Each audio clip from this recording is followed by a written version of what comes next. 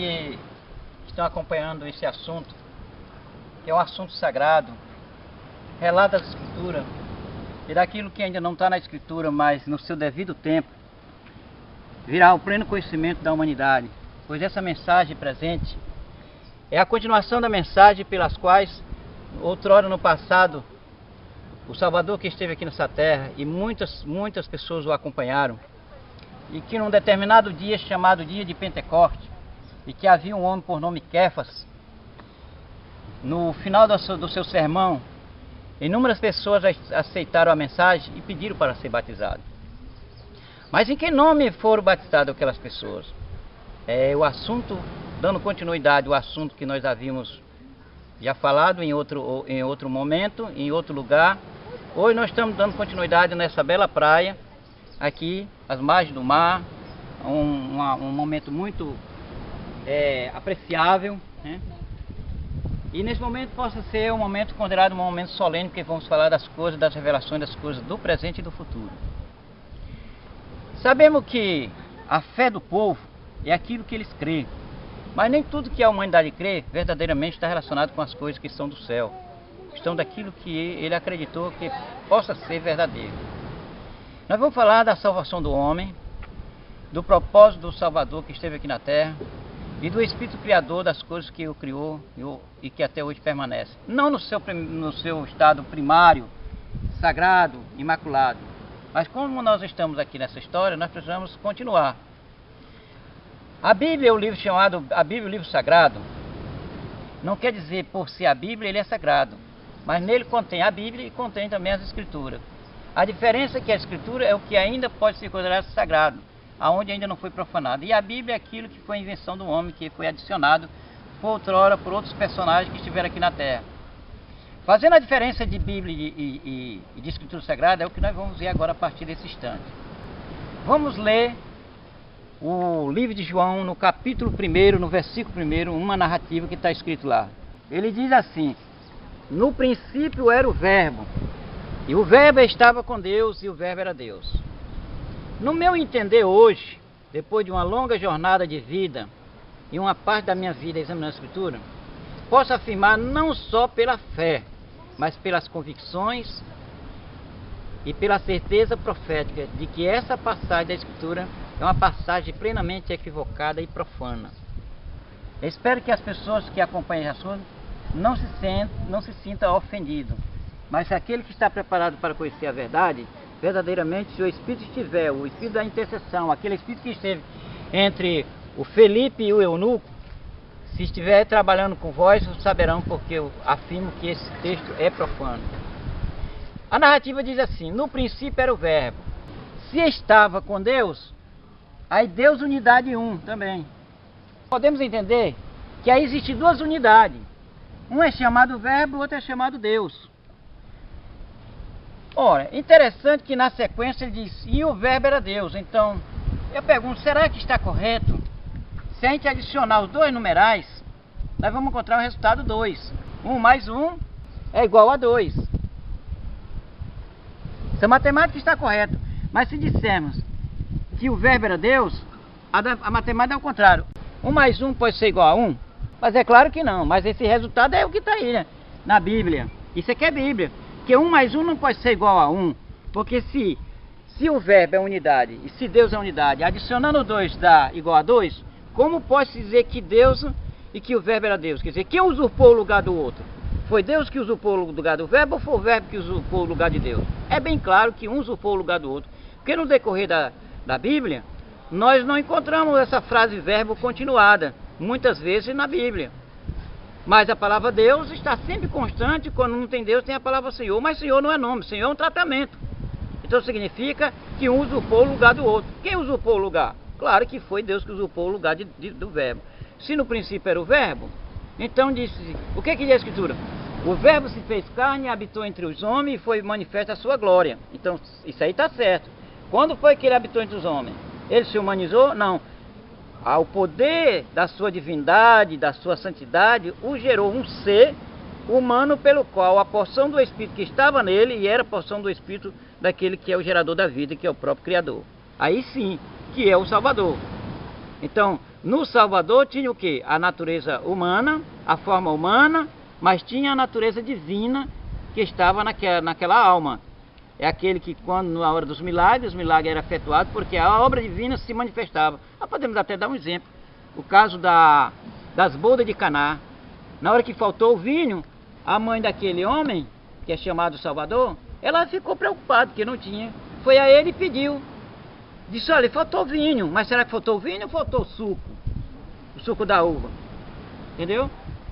Com quanto que faltou alguma coisa ali. E ele disse o quê? Tabita, o que eu tenho a ver contigo? Mulher, o que é que eu tenho a ver contigo? Alguns veem isso como uma descortesia da parte dele para com a mãe. Não, ele estava tratando ela a natureza da mulher. Mas ele o que ele fez? Mandou que adicionasse água na jarra e em seguida mandou que tirasse de dentro, porque o suco da uva estava pronto para ser servido aos convidados. Disseram até que aquele suco da uva de sabor agradável é superior ao que o anterior. Até algum questionam, por que foi dar por último o suco da uva melhor do que a outra? Ali foi um milagre. Então foi um milagre feito pelo humano ou foi o milagre de um santo que nele já continha o espírito da porção do espírito daquele que o gerou, que é o verbo, que humanizou-se nele? Claro que foi isso que aconteceu. Todos os milagres efetuados pelo Salvador não era da natureza humana, mas da natureza divina, que ele já continha, a natureza divina, espiritual daquele que o gerou, foi o Criador. Bom, então, para que os que têm a oportunidade de ver essa mensagem, é bom pedir orientação divina, pedir o Espírito da misericórdia, o Espírito da caridade, o Espírito da criação, aquele que gerou o seu Filho um dia aqui na terra e que está à sua destra, à sua direita na eternidade, que faça entender melhor o que realmente nós estamos explanando aqui. Por conta aqui nós vemos uma equivocação nessa passagem da Escritura. Eu não vejo ela como inspirada, mas vejo ela como uma profanação. Quando um usurpa o lugar do outro. Então, quem verdadeiramente é santo é o Verbo e não o Deus. Porque a Escritura diz, o Deus desse século cegou a mente de muitos, mas não disse de todos. Lá em Daniel 7:25, tem uma citação interessante, na qual afirma que as coisas iam mudar nesse campo profético. Vamos ler o que está em Daniel 7:25, para a gente poder fazer uma explanação correta, para que as pessoas possam compreender com clareza o objetivo da passagem. 7:25 ele diz o que, meu irmão? O que está escrito lá? Proferirá palavras contra o Altíssimo, magoará os santos do Altíssimo e cuidará em mudar os tempos e a lei, e os santos lhe serão entregues nas mãos por um tempo, 2 tempos, metade de um tempo. Bom, significaria que as coisas estavam sendo direcionadas de maneira correta para os povos. Não quer dizer que os povos estavam andando corretamente, mas a mensagem falada pelos profetas era uma mensagem corretamente sagrada. Mas foi dito que ia mudar num determinado tempo. O homem da ciência, o homem da exaltação, aquele que quer estar à frente de tudo, até à frente do Criador e nunca estará, eles iam fazer essa mudança. Mas quem mudaria essas coisas que estava profetizado que ia mudar? Que eles proferirá palavras contra o Altíssimo, magoará o santo do Altíssimo e cuidará em mudar os tempos e a lei. Olha, para que continuasse um erro, a partir dali era necessário que tivesse a escrita, que seria o documentado de um fato relatado em um determinado tempo específico na história desse planeta. Significaria que todas essas condições aqui ainda estavam inalteráveis. O nome do Criador era o mesmo, os santos eram santos, e o tempo era mesmo, e a lei era a mesma, mas tudo seria mudado. Olha, vamos imaginar hoje uma pessoa que tem o nome Daniel, por exemplo, aqui o nome do profeta. E ele viaja de uma pátria para outra, em qual lá a língua é outra, as expressões verbais é outra, a forma escrita é outra, diferente da pátria nativa pela qual aquele que está naquela pátria estrangeira, ele precisa ter conhecimento da língua, ou pelo menos se adequar à língua. Mas quando se trata de nome próprio, é universal. A pronúncia pode escrever de outra maneira, mas a pronúncia verbalizada, tem que sair de acordo com a pronúncia do nome. Olha, Daniel jamais, a pessoa que é Daniel hoje, jamais quer ser chamado por, digamos, Washington, William, Flávio, outro nome próprio. Ele quer ser chamado por Daniel. Mas a profecia aqui aponta que essa mudança atingiria o que? O nome do Criador.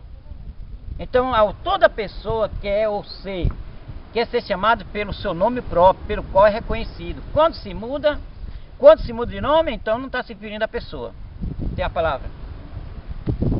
E esses 72 nomes que os evangélicos, que o mundo evangélico cristão diz que é referido ao nome do Eterno. E são nome de quê, realmente? Bom, perguntasse muito bem. Porque a própria Escritura pode lhe responder essa pergunta. Quando ele afirma que naquele dia um só será o meu nome, significa que vários nomes estão sendo atribuídos a ele que não é. Imagine quando ele vier, ele vai vir em língua para cada nação numa língua? Não. Ele vai vir numa língua universal. Todos aqueles que o conheceram de antemão, antes do fato relatado do futuro da sua vinda, já tiveram conhecimento, porque os seus profetas passaram e ensinaram.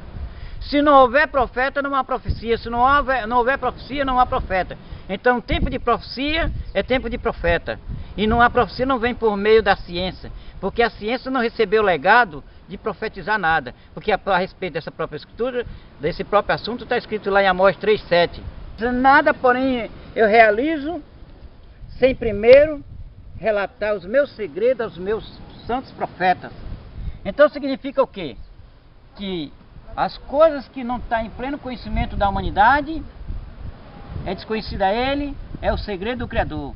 E é só através dos profetas que as pessoas passam a conhecer algo que ele não tem conhecimento, que ele só tem conhecimento de ciência. Quando alguém conhece além da ciência, é porque conhece o segredo do Criador, e ele conheceu através de seus santos profetas.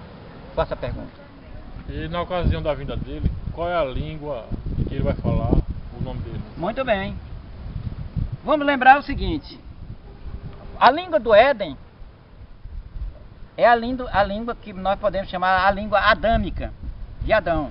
Essa língua ela viveu antes do dilúvio e posterior ao dilúvio, ela veio na arca de Noé, e a descendência de Noé falou essa língua. Porém, ao multiplicar-se pela terra a humanidade, criaram-se outras pronúncias dialéticas. E depois da Torre de Babel, aí foi que misturou muitas línguas, mas a língua mãe ela permaneceu. Porém, no decorrer da história da humanidade, essa língua que era pronunciada, a língua mãe, era que mais tarde foi considerada a língua semita, da qual procedeu o aramaico. Embora que alguns tradutores intelectuais da ciência afirmam que o aramaico é um dialético. Não, é porque foi sufocado o aramaico, foi colocado em arquivo morto, como foi colocado o latim. Nós aqui no Ocidente falamos o neolatim. Todas as línguas faladas é falado no neolatim. Porém, antes do neolatim já havia o latim, né? Que é a língua dos lácios, né? É a língua de Alba, de um povo que veio naquela época, e uma metrópole pela qual Roma fazia parte daquele ciclo de cidade. Mas eu quero dizer o seguinte, que a língua pela qual ele falará, ele mesmo revelará o seu nome, porque o objetivo da profecia não é relatar a ciência ou aquilo que a ciência deixou sem relatar. A Escritura fala bem na revelação do nome. Não, é isso que nós temos que focar e analisar. O fundamento de tudo é o nome que foi profanado. Foi o nome do Criador e o nome do Salvador. Agora, lembrando que em Daniel 7:25, o que ele disse que iria acontecer? Ali o nome seria profanado, a sua lei que foi escrita em tábuas de pedra, a carta eterna, é escrito pelo próprio Criador, e a carta foi assinada no meio, no quarto mandamento. Tinha o nome do autor e o nome do dia sagrado, sétimo dia. Já lá não tem mais, lá existe uma profanação, existe o nome sábado ou sabatum para alguns, entendeu? Isso aí foi colocado nos papiros e não nas tábuas da lei, entendeu? E quando refere à lei, refere aos mandamentos, 10 mandamentos. E quando refere a tempo, refere o calendário. O calendário que tem aí é uma instituição humana, universal, que é o calendário solar. Mas o calendário da Escritura, pela qual foi destituído para colocar um calendário solar na época de Júlio César, que era o calendário dos decevírus, eles colocaram o calendário, tiraram o calendário lunar dos decevírus para adicionar um calendário solar em homenagem a Júlio César, que antes de Júlio César o calendário era o calendário macedônico, do ciclo de Meton. Então, meus irmãos, tempo de profecia é hoje, e agora, esse presente, para que vós todos saibais que do que nós falamos, não falamos pela luz da ciência, mas falamos pela revelação do segredo do Criador que está escrito em Amós 3,7. E isso não será dado a todos os povos, mas diz a um povo. Vejamos a qualidade desse povo na escritura que está lá em Sofonia capítulo 3, versículo 2. Deixarei no meio de ti um povo modesto e humilde que não negaste o meu nome. Então, nesse momento, as pessoas já passam a saber o nome. Recapitulando, meus amigos, Amós 3,7 fala do profeta que recebe o legado do conhecimento. E Sofonia 3,2 refere dizendo que deixarei no meio de ti um povo modesto e humilde que não negaste o meu nome. Então, aqui dá para ser bem claro que o conhecimento da verdade celestial através dos profetas não seria levantado da elite aristocrata, dos intelectuais, dos bem esclarecidos pela luz da ciência, mas seria daquelas pessoas de pouco esclarecimento da ciência, seria periferia mesmo, porque o nosso Salvador ele nasceu na periferia, nosso Salvador viveu em periferia, entendeu? Ele era um homem modesto, era um homem pobre, de família pobre, e foi ele que realmente veio com essa missão. Nós estamos aqui na mesma missão, de dar continuidade em termos proféticos. Lembrando que não negamos que os ricos possam participar, mas quando ele se referiu que é mais fácil entrar um camelo no fundo de uma agulha do que um rico reino do céu, porque os ricos estão preocupados com as suas fortunas. Se nós batermos na porta das empresas dele, das casas, das grandes mansões dele para falar disso, ele diz que não tem tempo. Vê outra ocasião, quando tiver tempo, tem que colocar na agenda. Mas para falar das coisas do Criador, nós não precisamos que seja agendado para falarmos. Agora eu digo uma coisa, com toda clareza, com toda convicção, todo aquele que ouvir a mensagem e o Espírito Criador da intercessão trabalhar, esse realmente jamais será o que era antes, passa a ser uma pessoa com esclarecimento das coisas celestiais. Mas voltando um pouquinho mais, reconfirmando o que nós estamos dizendo, que Daniel 7,5 diz que havia essa mudança, mas seriam os profetas seriam levantados para receber a luz, e esses profetas estariam no meio desse povo, não seria igreja. É uma congregação sem teto, como vós estão vendo aqui. Nós estamos às margens de uma praia aqui do Nordeste do Brasil. Quero mostrar que nós não nos preocupamos, nós não preocupamos com o espaço físico luxuoso, né? Acústico, né? Com púlpito, né? Nós preocupamos com a palavra. O povo precisa não de luxo, precisa da palavra, do esclarecimento da verdade. Se ele diz, essas verdades estão escritas aqui, era para tempo oportuno. Mas lá em Isaías 52 e o versículo 5 e 6, em Isaías 52, versículos 5 e 6, profecia daqueles dias para o futuro deles, que hoje é o nosso presente.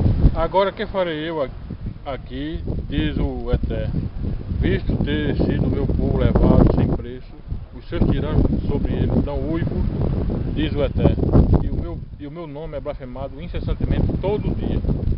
Olha, ele estava sentindo que realmente aquela separação era grandiosa, mas era o Criador que estava se separando ou o povo estava se separando pela sua desobediência? Claro que era o povo que estava em desobediência, por isso ele não pode interceder. Ele não pode interceder com aquele pecador que vive cada vez buscando fazer a prática de pecado. Ele intercede por aquele que estava pecando, conhece a luz da verdade e agora está sendo redimido pela sua palavra e está buscando abandonar os seus atos pecaminosos, que são os pecados, são o violar da lei.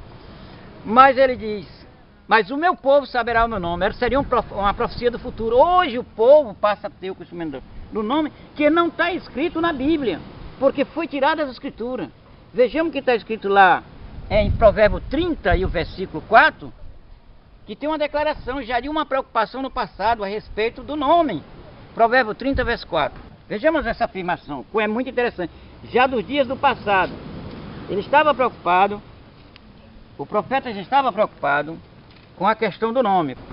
Quem desceu ao céu e subiu, quem cerrou os ventos nos seus punhos, quem amarrou as águas nas suas roupas, quem estabeleceu todas as extremidades da terra, qual é o seu nome e qual é o nome do seu filho, se é que o sabes? Ora, interessante. Se o Salvador não existia naquele dia, ele já sabia o nome? Claro que sabia. Porque quando os de Salvador chegaram e formularam e perguntaram quem era ele se manifestou dizendo o nome do próprio Criador. Porque o nome do Salvador é o nome do Criador com as atribuições pelas quais ele veio assumir, que foi para salvar a humanidade, mostrar o caminho da salvação à humanidade. Por isso que o profeta, qual é o nome do meu filho? Qual é o meu nome e qual é o nome do meu filho, se é que sabe? O profeta estava querendo mostrar um pouco que o povo nem tinha mais o nome do Criador e nem tampouco o nome do filho que havia de vir, que teria o mesmo nome do Pai. E o nome com atribuições de Salvador, aquele que vem para salvar. Agora, e quando ele vier, vai vir nessa pluralidade de nome, que foi o que o nosso amigo aqui perguntou? Se ele vem com essa pluralidade de nomes, que já diz que tem 72 nomes, isso é um nome cabalístico, que foi dado para os povos. Mas a resposta está nas escrituras. Veja o que está escrito lá em Zacarias 14, versículo 9. A resposta já está lá da sua vinda. Em quantos nomes ele vai vir? Se ele vai vir numa pluralidade de nome. O que é que diz aí? O Eterno será rei sobre todo o nome, sobre toda a terra, naquele dia. Um só será o seu nome. Bom, vamos lembrar o seguinte. Imagine alguém que morre aqui no Brasil, acreditando que o nome do Criador de Salvador é um determinado nome. Chega lá na Inglaterra, ele é pronunciado por outro nome. Chega na China por outro nome. Chega no Egito por outro nome. Na Rússia por outro nome. Ora, se ele vem com um só nome, quem morre naquela nação pátria com aquele nome, quando ele ressuscitar, ele quer esperar pelo nome da pátria dele. Aí eu pergunto, para cada nação ele vai dar um nome? Aqui a escritura diz diferente. Naquele dia um só será o meu nome. Quer dizer, quem vai entender e compreender o nome verdadeiro? Quem de antemão, antes da sua vinda, foi levado ao pleno conhecimento do nome verdadeiro, cujo nome foi tirado da escritura, mas será revelado através do Espírito do Criador ao profeta, e o profeta revela às pessoas. Vamos lembrar a passagem de João 1 verso 1, quando ele falou, no princípio era o verbo estava com Deus, o verbo era Deus. Quando nós afirmamos que essa forma é profana, porque um assumiu o lugar do outro. Agora veja o seguinte, foi estabelecido depois da saída daquele povo que foi cativo na Babilônia, foi dito o quê? Foi dito-se que o nome era um tetragrama. Hoje, para todos os credos, até onde eu cheguei pleno conhecimento, para todos os credos universais aonde eu conheço, sempre aparece um tetragrama, nunca aparece um trigrama. Mas tem algumas fontes de trigrama? Tem. Mas vamos ver o seguinte, tetragrama é o que? São 4. Então tetragrama, que é conhecido atualmente de origem judeus, é essa aqui, ó. Ele está escrito dessa forma. A forma judia de hoje que eles chamam, né? A forma israelita. Mas só que para eles, ele diz que isso aí é impronunciável. Alguns, no decorrer do tempo, botaram alguns símbolos que eles consideraram chamados os maçoréticos. As vogais, diz que para o ocidente, para que fosse pronunciado corretamente, seria necessário os maçoréticos. Mas dentro dessas letras, da pronúncia dessas letras, já contém as vogais. É desnecessário. Mas é um tetragrama ou é um trigrama? Porque lá em João 1, verso 1, ele fala de um verbo e diz a palavra Deus. É isso que eu quero explicar para os amigos. Em primeiro lugar, os ocidentais, querendo permanecer também, ter como apresentar o povo ocidental um tetragrama, o que foi que o Oriente fez para ele, de comum acordo? Criou um tetragrama. Mas será que seguiu a regra? Não, ele transliterou e não traduziu essa pronúncia. Ele transliterou.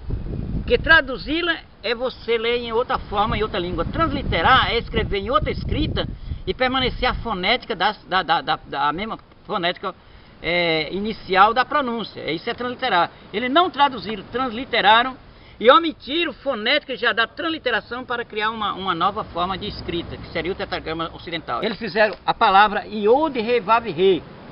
O que eles fizeram? Fizeram uma transliteração do Yod He Vav He, que é a pronúncia daquela ali. E depois começaram a omitir a fonética de algumas letras que já estava contido nas fonéticas das letras do hebraico, chamado hebraico quadrado. Eles começaram a omitir. Eliminaram o som do D, do O, do E, de um VW, de um A e de outro E. E permaneceram com a fonética do Y, do H,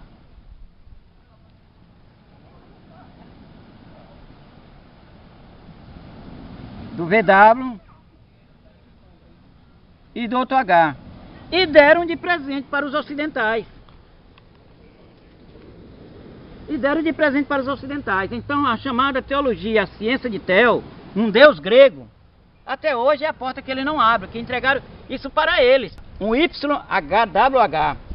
Mas foi a transliteração da pronúncia do Yod He Vav He, com a omissão da fonética de letras que estava contido na pronúncia das letras hebraico alfabeto quadrado, para permanecer com YHWH, foi isso. E os ocidentais aqui criaram outras pronúncias de nome, como Yahavá, Yehoshua, Yoshua, Yahoo. Então foram criados aqui dentro do tetagrama, eles que adicionaram outras vogais, sem razão nenhuma, que eles chamam que é os sinais massoréticos, que nada mais foi criado na época da profetisa Uda, que ela, para fonetizar, criar hino orientais para o ocidente, adicionou eles. E daí fizeram o que? Pronúncias que não existiam, como esses do Yahoo, Yahushua, Yehoshua, Yeshua, e assim sucessivamente. Yehová, Yahavá e Jeová. São pronúncias criadas no ocidente. Não são orientais, são ocidentais. Entendeu? Então o que eu quero dizer é o seguinte. Mas realmente, o que significa isso para vós? Significa que a profanação estava aqui dentro desses quatro.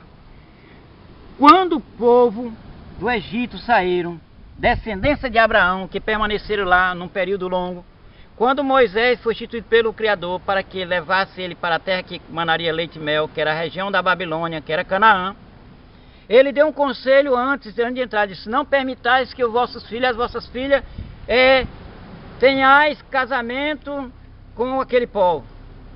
Foi o que eles fizeram, desobedeceram. A caminho de lá pediram água, o Criador deu água. Pediram o desejo da carne das panelas do Egito, comeram carne, mas todos que comeram morreram no Egito com um pedaço de carne. Antes, quando Moisés subiu ao monte para receber o propósito do Criador, quando ele veio com a escrita nas tábuas, quando chegou ele tinha feito o quê? Os pendentes que trouxeram do Egito fizeram artifício de ouro, que foi o bezerro, para adorá-lo. Então esse povo é o que está escrito lá em Hebreus 4:4, que ele diz: eu jurei que não entrarão no meu descanso, mas convém que alguns entrem no meu descanso, referindo ao sétimo dia. Então aqueles que não entraram, os que receberam a luz da verdade e forem fiéis, e esses não entrarão. Por isso nós estamos dentro desta lacuna, buscando preencher o requisito dessa lacuna, não simplesmente com um propósito humano, mas com um propósito de santo, para conhecer a verdade, falar a verdade, viver a verdade, anunciar a verdade para todos aqueles dessas gerações presentes e do porvir. Meus queridos amigos que vão acompanhar essa mensagem, apreciai com sentimento de busca e compreensão e orientação do Espírito do Criador. O que aconteceu foi que a palavra, o iode, que ela em si não é uma letra profanada, mas ela adicionada da direita para a esquerda, ela funciona como uma profanação, a exaltação a um Deus. Lá nos tempos antigos, na época do Egito, existia a deusa Isa e existia o deus Osíris. Esse Osíris era também considerado o Ra.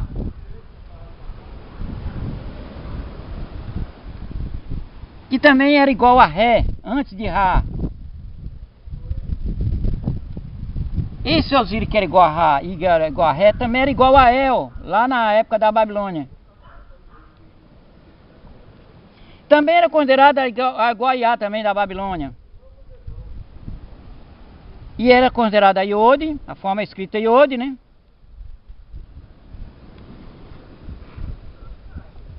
Ou igual a Irode. Igual a Deus. O mesmo personagem espiritual, que não é o Criador, e que usou vários nomes durante a trajetória da humanidade. São vários nomes, mas eu quero só dizer o seguinte: o Osíris é igual a Iode, que é igual a Deus. Por isso é que lá, na época que foi escrito João, aquela escrita não foi de João, foi os gnósticos.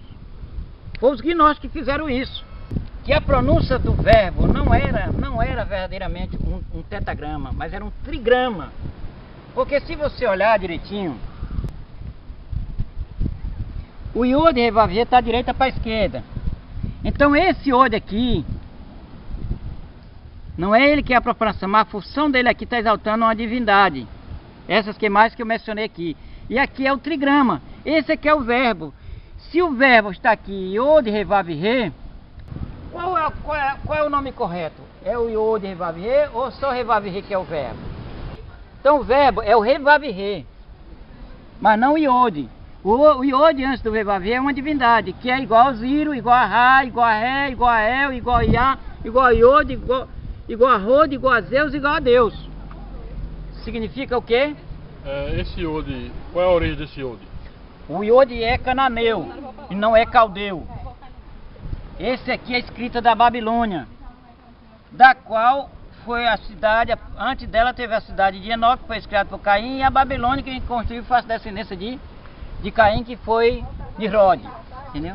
Então toda essa escrita é escrita, a mensagem era um profano. Eles pegaram, colocaram o tetragrama, adicionaram o santo com o profano na escrita dele, que é o Ré e o Vav, que é o Iod, Vav, Ré mais o Vav. Então o sagrado é o Iod, a pronúncia não é escrita, a pronúncia do Iod, Vav, Ré é que é sagrado, entendeu?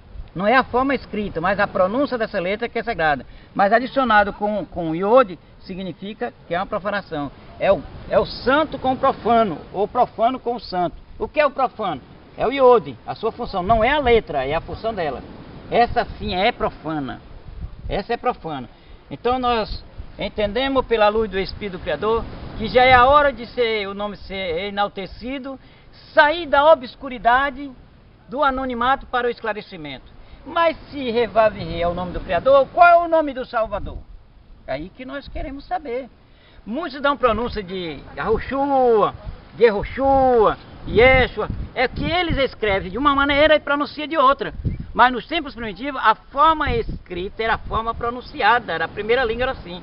Eles escrevem Shin, mas nunca pronunciam Shin. É Shu, Shi. Várias nações pronunciam dessa maneira. Mas a pronúncia correta é essa.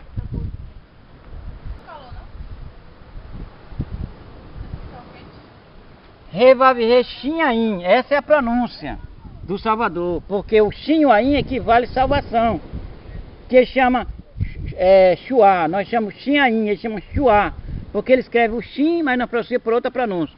A pronúncia tem que ser de acordo com a escrita, e não se escrever de uma maneira e pronunciar de outra.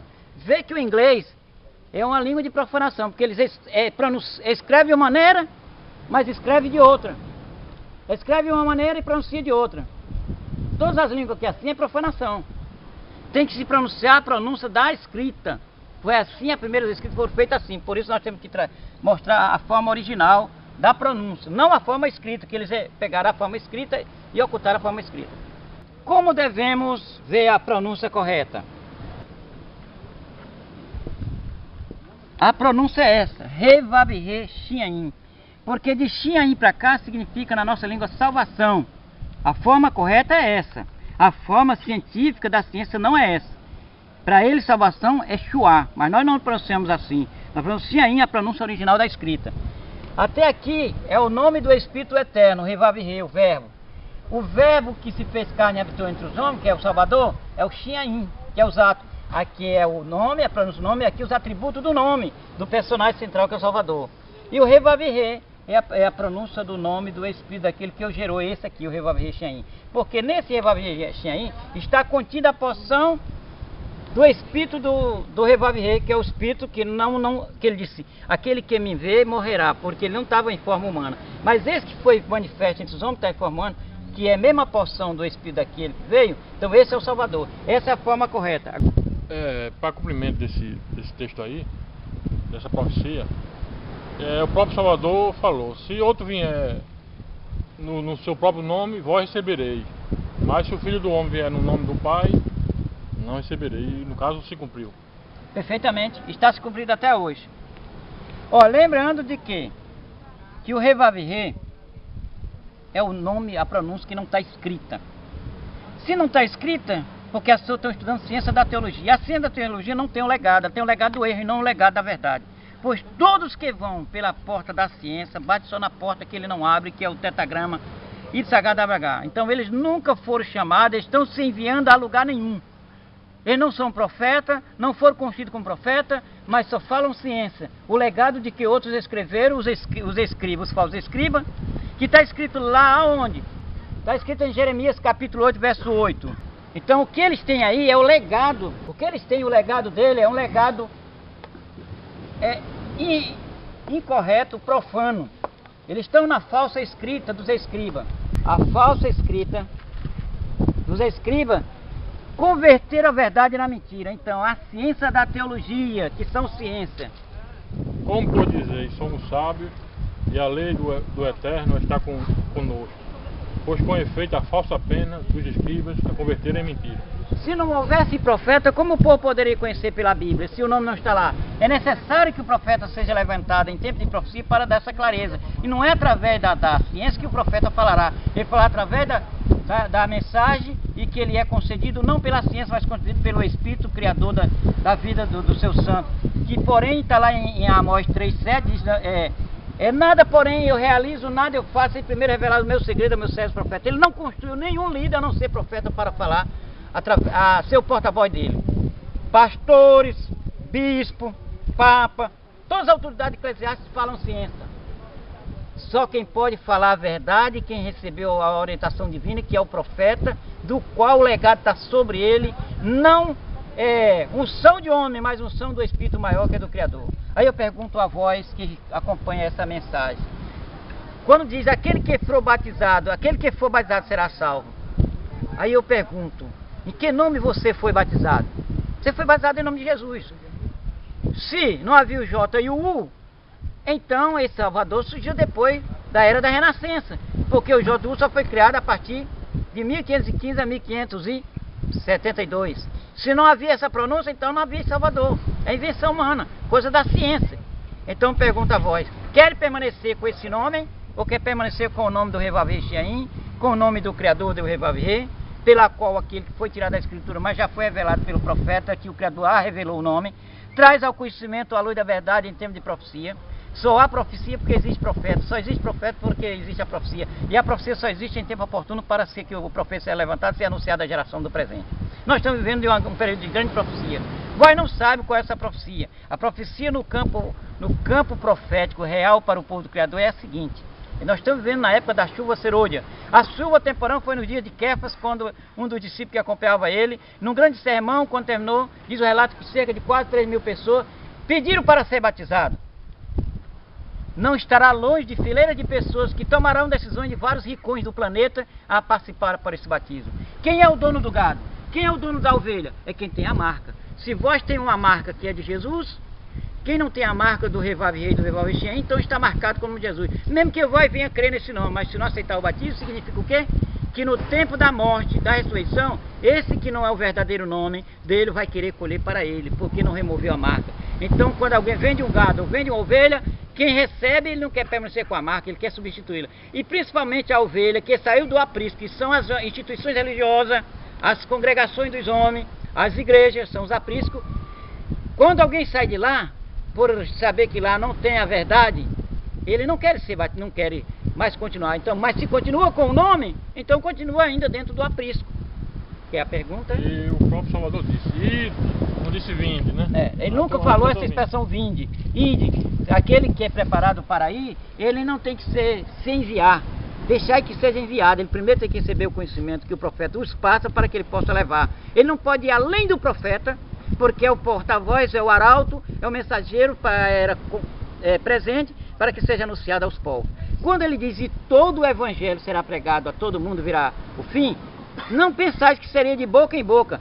O veículo da comunicação que a ciência foi feita, aonde é o veículo para levar ao erro, nela se leva também a verdade. Não é tudo que a internet é verdadeira, mas ela só será verdadeira quando usamos para a busca e a salvação da humanidade.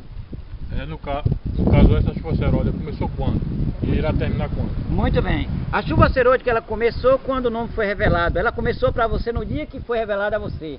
Quando ela terminar com a sua morte, se você morreu com o nome do Salvador, do Criador, e seguiu as pegadas do Salvador, guardando os mandamentos, vivendo as leis de temperança, vivendo a verdadeira mordomia do Revavier Chiaim nessa terra. Então na sua morte, você não morre um pecador, mas morre um santo para estar na ressurreição.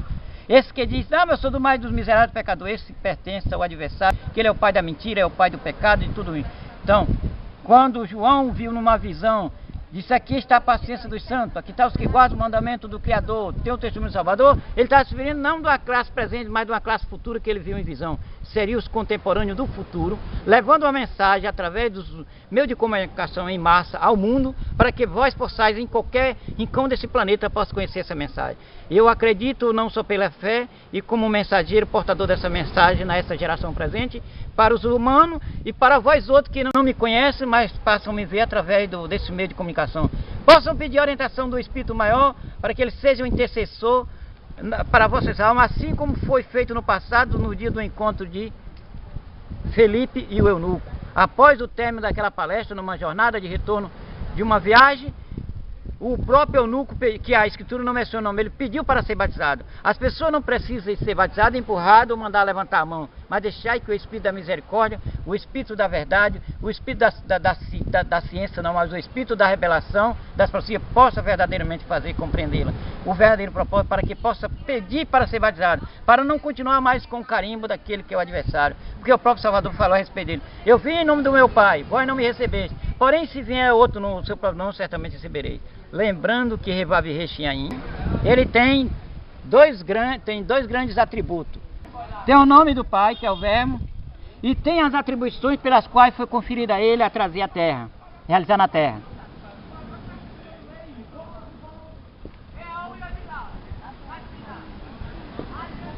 Duas atribuições. Ele diz: quando eu vim em nome de meu Pai, significaria que ele vinha com o nome, ele veio com o nome de... Quando apanharam pedra para jogar nele, a pronúncia que ele falou lá, ele não disse eu sou, porque isso é nossa língua. Ele disse Revavirê, porque eu sou é um verbo em nossa língua, é que ele é traduzido. Mas no verbo original ele não é traduzido, nem no passado, nem no presente, nem no futuro. Ele é um verbo eterno. Então, quando ele disse eu vim em nome do meu Pai, ele estava falando nessa pronúncia, pela qual tinha se tirado na Escritura. Ele veio manifestar o poder desse nome e as suas atribuições como Salvador, que é Xiain. Esse é o verbo.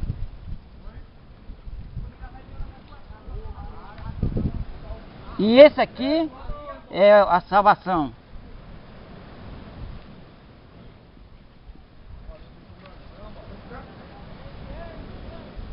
É o verbo pela qual o Deus tomou o lugar dele, mas hoje já foi levantado, e essa salvação, as atribuições que ele veio para salvar o homem. Então, esse é o verbo e essas atribuições que é a salvação, tanto faz ser salvação como salvador. E ao longo desse tempo, há 1300 anos, quem morreu acreditando no nome desses 72 nomes que o mundo dá, qual será o final? Não serão levantados na primeira ressurreição, mas só na segunda. Por quê? Porque a semente do Criador só era levantada, só é gerada para tempo de profecia. Pois todos que nasceram nesta época, que viveram nessa época, lembrai da parábola do semeador. O bom semeador chegou, semeou a semente, depois vem outro semeou. Pois se o outro semeou na propriedade, no espaço físico, no terreno daquele que semeou primeiro, que era o Criador. Toda semente que não é semente do Criador, é semente da descendência de Caim. Eles construíram as cidades, eles construíram o instrumento de caça, de pesca. Os primeiros criadores de gado foram eles, os primeiros a fazer vítima nesse planeta foi a descendência dele. Lembrai-vos de que os que hão de entrar na nova terra, entrarão santo. Tem que ser santo antes de morrer, para morrer santo, para entrar na terra santa. Lá na terra santa não terá pecuarista, só terá um agricultor, porque está lá, você pode ir lá em Isaías 65, 17 em diante, ele afirma e confirma na terra renovada que plantarão, colherão do seu fruto. Não haverá ladrão, não haverá comércio, não haverá desonesto, não haverá prostituta, não há o de que há de trair seu próximo, mas haverá agricultores, haverá vinha e haverá casa pelas quais eles habitarão na terra. Então, quero dizer, com esse final, eu só faço um apelo. Todo aquele que crê nessa verdade e quiser ser batizado, possa entrar em contato conosco, dizer o local, ou possa vir para nos encontrar, para que possamos realizar o seu batismo e remover aquele nome que não é o verdadeiro nome do Salvador, e ser colocado o nome do Salvador na sua vida, através do santo batismo. Que o eterno Criador Revavirê, em nome do Revavirê Xiain, aquele que agora vocês passam a crer, possam ser abençoados. Que assim seja.